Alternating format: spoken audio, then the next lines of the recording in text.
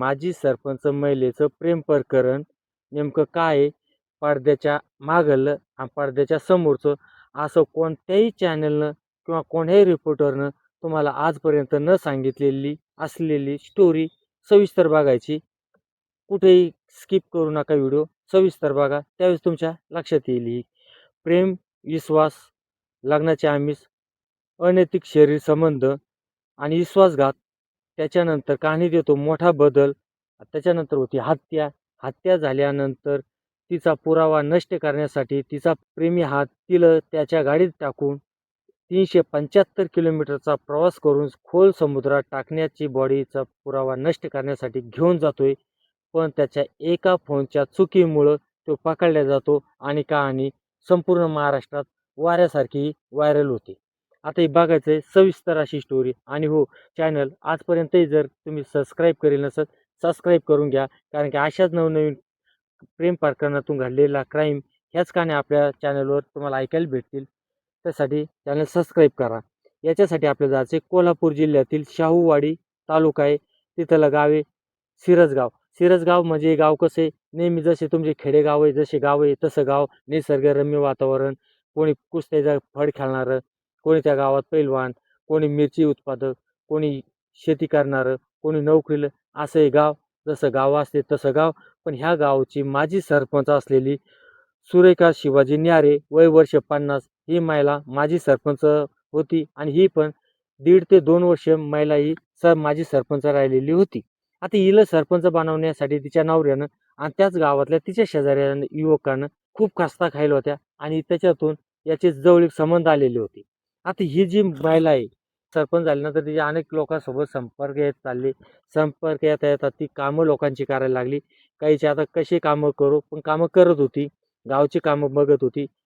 कारभार गावचा हाकत होती. हाकता हाकता तिनं तिच्या घरचा पण कारभार हाकायला लागली. हाकल्यानंतर तिचं काही तिच्या 1.5 वर्षापूर्वी तिच्या नवऱ्याचं निधन झालं. आता बातमी इथपर्यंत तुम्हाला पडते का ते? पण याच्या मागली गोष्ट बघायची, ही सरपंच होण्याच्या अगोदरपासून.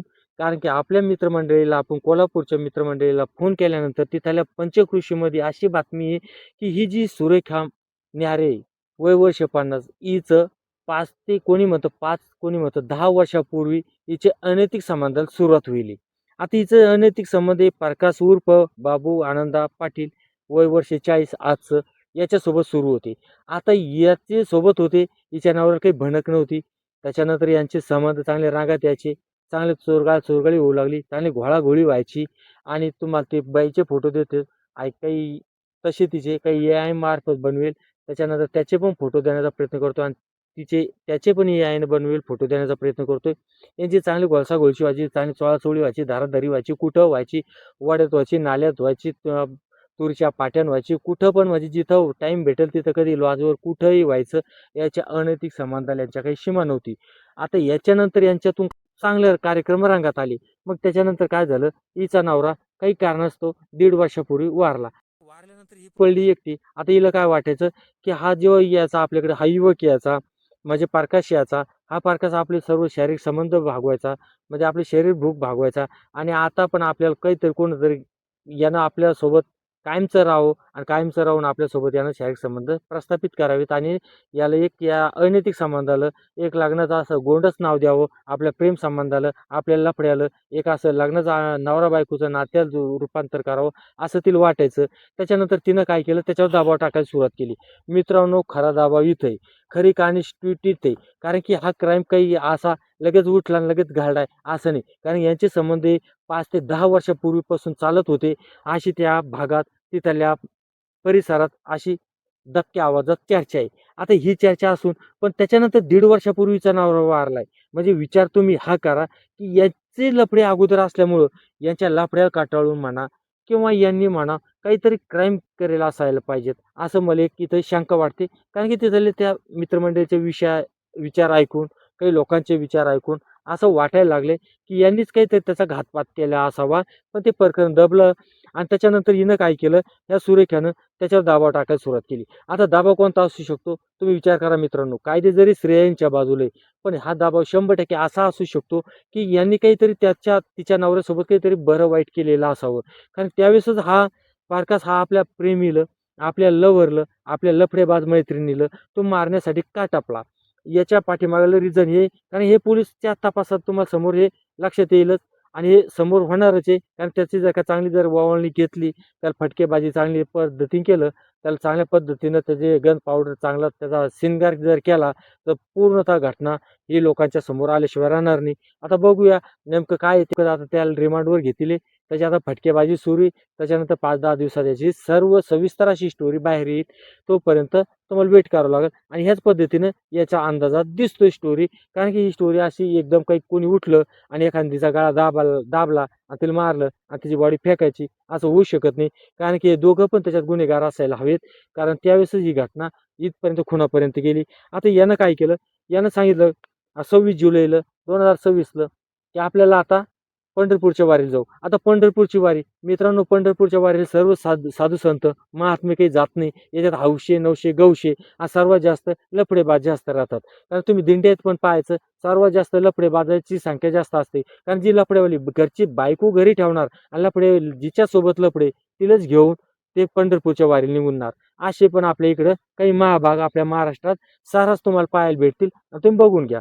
आणि असे लफडेचेच सर्वात जास्त असतात. देवदर्शनाला जाणार तर कमीत कमी एका गाडीत समजा काही लोक जर बसले असले, त्याच्यात एक ना एक असं जोडपं असतं की जे लफडेबाज असतं आणि ते लफडेच घेऊन ते आणि त्याची घरची बायको ते घरी ठेवत असतं आणि लफड्यावाली सोबत घेऊन हिंडत असतं. असे तुम्हाला भरपूर ठिकाणी भेटतील. आता या लफड्यानं सांगितलं की आपल्याला जायचंय. तिनं पण विचार केला ठीक आहे आणि तिथून आल्यानंतर लग्न करू म्हणे. आता ही पण खुश झाली. आता हे दोघा जणांचे घर कसे रे समोरासमोर होते. तिनं पण कसला विचार केला नाही. ठीक आहे म्हणजे चाल. ती त्याच्या गाडीत बसली, वॅगनर गाडीत बसली आणि गाडी निघाली. गाडी निघाल्यानंतर ती गाडी त्यानं काय केलं, एक म्हशीचा कोटा होता त्या कोट्यात नेला आणि सांगितलं आपण आता इथं कार्यक्रम करू. आता तिचं काय रोजचाच कार्यक्रम, त्याला काय चालतं चाल. पंढरीला जाता जाता कार्यक्रम केला काय, कुठं केला काय, हे वाचनाला जायला काही घेणं देणं नसतं. तशी ती उठली, कोठ्यात कार्यक्रमासाठी गेले. पण कार्यक्रम मित्रांनो तो कार्यक्रम न होता चोळामोळीचा घोळागोळीचा कार्यक्रम न होता. यानं तिथं नेलं आणि तिच्या गळ्याभोवती पास आवळला. पास आवळला, ती मृत्युमुखी पडली. तिची बॉडी धरली, गाडीच्या प्लॅस्टिकच्या पोत्यात भरली. पोत्यात भरल्यानंतर डिकीत टाकली, डिकी लावली आणि गाडी नॉनस्टॉप चालवत हा 375 किलोमीटर म्हणजे मुंबई त्यानं गाठली. पंढरपूर पण नाही, पण मुंबई गाठली. मुंबईत गेला. तिथं गेल्यानंतर भिवंडी ते आल्यानंतर त्यानं त्याचा भासा होता तिथं. भासा संदेश मोरे याला फोन लावला आणि सांगितलं की मी असं असं प्रकरण आहे माझं. मी असं असं होतं. ती बाई माझ्यावर दबाव टाकत होती. तर ती पोलीस कंप्लेंट करायची होती आणि माझ्यावर बलात्काराची धमकी देत होती आणि वारंवार शारीरिक बलात्कार केला, मानसिक छळ केला, असं त्या मला सांगत होती. त्याच्यामुळे मी तिची हत्या केली आणि तिची बॉडी आपल्या समुद्रात टाकायची. तू मला मदत कर. आता याचा भासा, आता हा सुशिक्षित मुलगा, आता हा बावरला यानं काय केलं, हुशारकीन केलं आणि आपला फोन उचलला आणि 112ला कॉल केला आणि जवळच्या पोलीस स्टेशनला सांगितलं की माझा मामा असा कोल्हापूरमधून खून करून अशी बॉडी घेऊन इथपर्यंत आलाय. कारचा नंबर सांगितला आणि पोलिसवाल्यांनी सापळा रचून ताबडतोब त्याला अटक केलं. अटक केल्यानंतर 0 एफ-आय-आर मारली. म्हणजे गुन्हा कुठं घडलाय, कोल्हापूर पोलीस स्टेशनच्या हद्दीत, कोल्हापूर जिल्ह्यात घडलाय. आता शाहूवाडी पोलीस स्टेशनच्या हद्दीत घडलाय. ती केस तिकडे वर्ग केली, त्याला पकडलं, बॉडीचा पंचनामा केला, बॉडी पीएमला केली आणि ती काय केस इकडे केली. आता सध्याच्या घडीला तो पकडलाय. म्हणजे काय आता 26 जुलैची घटना आहे.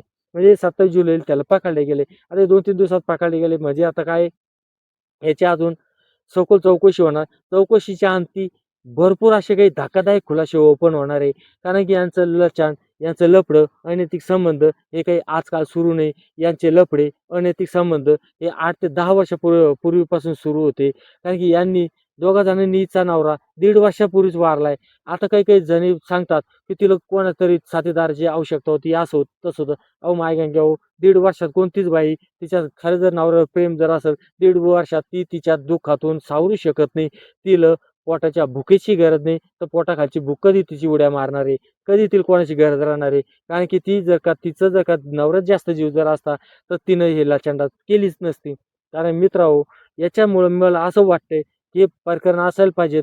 पण याच्यातून त्यांनी पण हिच्या नवऱ्याचा काहीतरी घातपात या दोघांनी संगनमतन केलेला असावा आणि हा पण दबाव असावा आणि त्याच्यानंतर याचा पण दबाव असायला पाहिजे की तुझ्यावर मी बलात्कार केस टाकते आणि तुला मी कसं बाहेर येतो हे बघते, तुला बरबाद करून सोडते आणि नाहीतर तू माझ्यासोबत लग्न कर. आता ह्यो लग्न कसं करणार आहे? हे पाहिलं 40 वर्षाची, ती पाहिली 50 वर्षाची. आता तुम्ही म्हणसाल या 50 वर्षापर्यंत बाया का लफडे करतात? मित्रांनो, 30 वर्षापासून समोरच्या सर्वात जास्त स्त्रियांचे लफडे आता तुम्हाला नेहमी ऐकायला भेटत आहे. कारण की तुमचे हे खाण्यापिण्याचं खानपान याचं सर्व संतुलन बिघडले. सर्व बिघडल्यामुळं तुमच्या शरीरातले हार्मोन्स इनबॅलन्स झालेत आणि ह्या हार्मोन्स इनबॅलन्समुळं आपल्यावर त्याचा परिणाम होऊन राहिला आणि 30शी नंतरच बाई किंवा स्त्री ही बिघडत चालली आणि पुरुष हे 30शीच्या नंतर फार ढिले होत चाललेत. याचा परिणाम सर्वात जास्त अनैतिक संबंधाला वासनेला हवा भेटत चालली आणि त्याच्यामुळं सर्रास लफडे सुरू आहे आणि लफडे जर सुरू झाले त्याच्यातून एक क्राईम घडेला असतो मित्रांनो आणि त्यातून हा क्राईम शेवटला घडेलच असतो आणि त्याचा शेवट हा फार भयानक वाईट होतो. एकाला जीवान जावं लागतं आणि एकाला कायमचं जेलमध्ये जावं लागतं. त्याच्यासाठी मित्रांनो तुम्हाला मी नेहमी सांगत असतो, अनैतिक संबंधापासून जेवढं दूर राहिलं जाईल तेवढं दूर राहण्याचा प्रयत्न करा. या कारणातून आपल्या कोणती सरपंच मायला बदनाम नाही करायची, कोणाला बदनाम नाही करायची. जी घटना घडली, जी जशीच्या तशी सांगण्याचा प्रयत्न केलाय आणि त्याच्यातल्या त्या भागातले ज्या चर्चा सुरू आहे, त्या भागातून चर्चा जशी आहे त्याच्यावरच आपण बोललोय.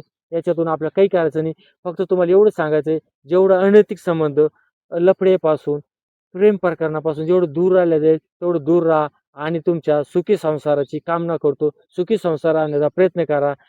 आणि हो, आपलं चॅनल कलियुगाचा वारा आहे चॅनल सबस्क्राईब करायला विसरू नका आणि जी कोपऱ्यात व्हिडिओ येतोय तो अवश्य बघून घ्या. जय हिंद, जय महाराष्ट्र.